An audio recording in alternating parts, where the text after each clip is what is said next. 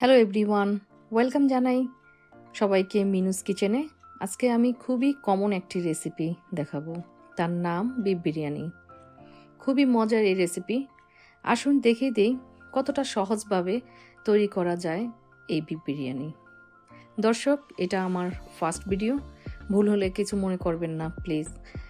আগেই ক্ষমা চেয়ে নিচ্ছি। যদি এতটুকু ভালো লাগে তাহলে অবশ্যই সাবস্ক্রাইব করুন আর ফ্রেন্ডসদের কাছে শেয়ার করতে ভুলবেন না, এবং ভিডিওটি লাইক দিবেন। এখন আমি দেখিয়ে দিচ্ছি কিভাবে সহজভাবে এই পদ্ধতিটি করা যায়। আমাদের যা যা উপকরণগুলো লাগছে সেগুলো আমি একটু আপনাদেরকে ক্যামেরাতে দেখিয়ে দিচ্ছি। প্রতিটা জিনিসই আমাদের এগুলো লাগবে, কিন্তু খুব সহজভাবে, আমি খুবই সহজভাবে, যেন হঠাৎ করে কোনো গেস্ট বাসায় এসেছে তখন কিভাবে তাড়াতাড়ি ঝটপট করে একটু বিরিয়ানি রান্না করা যায় সেটাকে আমি আপনাদেরকে সহজ করার জন্য, অতিরিক্ত টেনশন করতে হবে না।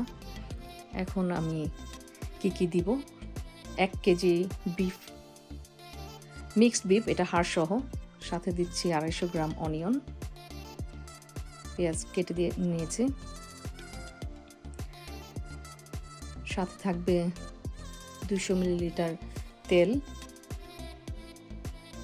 পরিমাণ মতো আমি দিয়ে দেব লবণ। দর্শক, আমি এখানে টিস্পুন ইউজ করেছি, তাই এখানে মশলাটা যখন দিব তখন হয়তো একটু বেশি মশলা যাবে, এটা আপনারা একটু বুঝে নেবেন, কারণ আমি টিস্পুনের পরিমাপ এখানে দেখাচ্ছি, তবে লেখা আছে এখানে টেবিল স্পুন। আদা বাটা দিয়ে দিলাম, ধনিয়ার গুঁড়া 1 টেবিল চামচ দিয়ে দেব,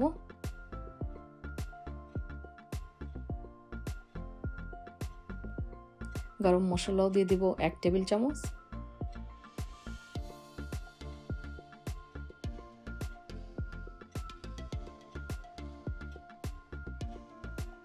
এবং এটার মধ্যে আছে মিক্সড বাদাম বাটা,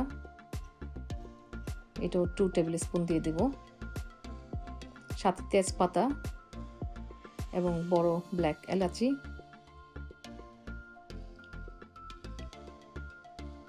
সাথে দারচিনি দেব, একটু ভেঙে দিয়ে দিতে হবে, এবং লং, এলাচি, গোলমরিচ, আস্ত গোলমরিচ, সেই সাথে দিয়ে দেব 1/2 কাপ টক দই,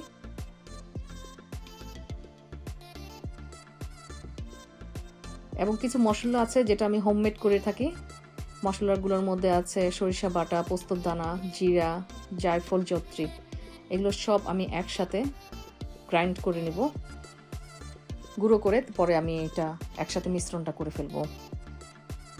এটা খুবই ইজি, যদি আপনার কাছে মেশিন থাকে মেশিনে করে নেবেন, অথবা শিলপাটায় করে নিতে পারে অনেকে, আমি অবশ্য এখানে করে নেব। এটা করা হয়ে গেলে পরে একসাথে সব কিছু মিক্সড করে দেব। এটা বিরিয়ানির সবচেয়ে আলাদা একটা টেস্ট বাড়ায়, বিরিয়ানির ফ্লেভারটা অন্যরকম করে দেয়। তৈরি হয়ে গেল আমার এই পাউডারটা, এখন আমি দিয়ে দিলাম। এখন বন্ধুরা, আমি সব কিছু একসাথে ভালো করে মিক্স করে ফেলবো। মিক্সটা হয়ে গেলে তারপরে আমি চুলাতে বসাবো। আর বসানোর আগে, মিক্সড হওয়ার পরে আমি কিছুক্ষণ এটা রেখে দিব, ঠিক আছে?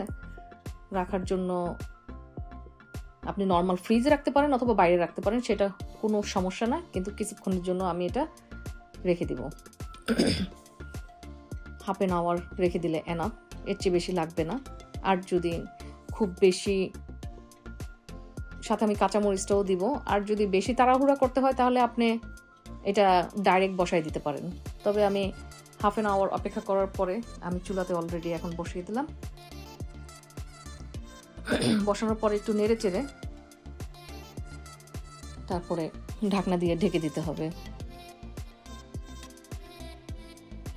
আমি হাঁড়িটা একটু বড় নিয়েছি, কারণ এই হাঁড়িতেই আমি রাইসটা করব, এই কারণে। 10 মিনিট হয়ে গেলে আর একটু নেড়ে চেড়ে, কারণ পেঁয়াজটা গলতে হবে, মশলাগুলো খুব ভালো করে মিশতে হবে মাংসের সাথে, এটার জন্য একটু পানিও দিয়ে আমি আর একটু নেড়ে চেড়ে ঢাকনা দিয়ে ঢেকে দেব 10 মিনিটের জন্য।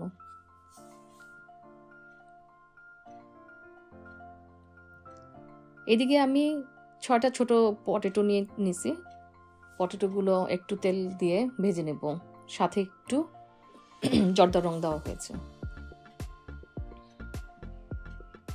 4-5 মিনিট ভেজে নিলেই হবে। ভাজার পরে এগুলোকেও আমি মাংসের মধ্যে একসাথে মিশিয়ে দেব।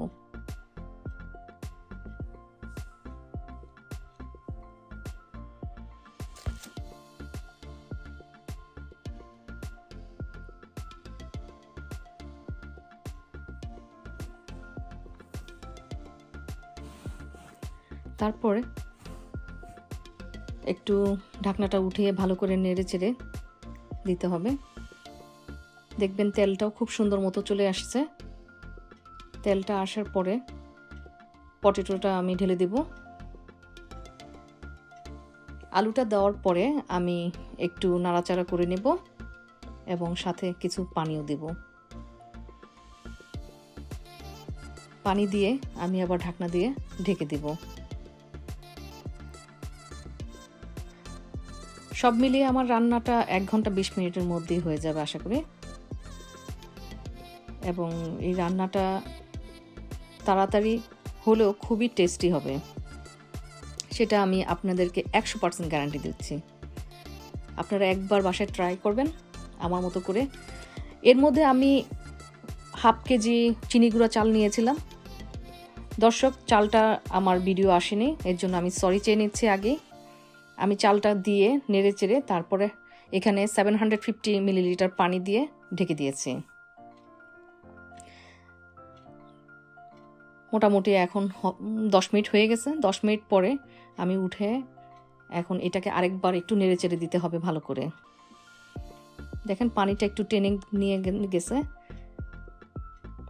এখন ভালো করে একটু নেড়ে চেড়ে এটার উপরে আমার একটু কিছু দিতে হবে, সাথে একটু ঘি দিতে হবে, সাথে সল্টটা একটু টেস্ট করে নিব।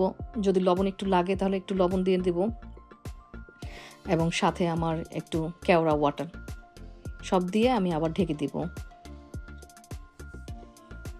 তো সামান্য একটু আমার মনে হচ্ছে একটু লবণ লাগবে, এর জন্য আমি একটু লবণ দিয়ে নিলাম।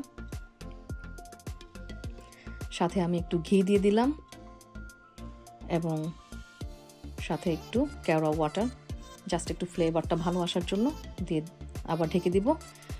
তবে দর্শক, এখন আমি আর চুলা অন রাখবো না, চুলার উপরেই থাকবে, কিন্তু আলু ফয়েল দিয়ে আমি একদম ঢাকনাটা ভালো করে ঢেকে 10 মিনিটের জন্য বন্ধ রাখবো। এখন আর আমি এটা খুলবো না। দেখুন 10 মিনিট পরে কি সুন্দর রাইসটা একদম ঝরঝরে হয়ে গেছে এবং দেখতেও খুব সুন্দর। আমি এক্সট্রা কোনো রকম কালার দেই নাই, যার কারণে একদম ন্যাচারাল কালার চলে আসছে এবং এটার মাংসটাও পুরো মতো সিদ্ধ হয়ে গেছে। এই হলো আমার আজকের বিফ বিরিয়ানি, খুবই টেস্টি। এবং আমি আপনার মাংসটা কতটুকু সিদ্ধ হয়েছে সেটা দেখানোর জন্য আমি একটু কেটে দেখাচ্ছি। তবে রাইসটাও দেখুন একদম ঝরঝরা। চিনি গুঁড়া চাল দিয়ে আমি করেছি, আপনি চাইলে বাসমতি দিয়ে করতে পারেন। অ্যারোমাটিক রাইস হতে হবে এবং এই রাইসের সাথে অনেক টেস্ট। তবে বিরিয়ানি যে কোনো বাসমতি হোক আর চিনি গুঁড়া, টেস্ট অসাধারণ। তবে এই বিরিয়ানিটা খুবই ঝটপট বিরিয়ানি। আপনারা টেস্ট করে দর্শকরা আপনারা একবার আমাকে জানাবেন কেমন হয়েছে, এবং লাইক অবশ্যই করবেন, আমাকে সাবস্ক্রাইব করবেন প্লিজ, এবং ফ্রেন্ডসদের সাথে শেয়ার করবেন আমার এই রেসিপিটি। আজকের জন্য এখানেই, ধন্যবাদ।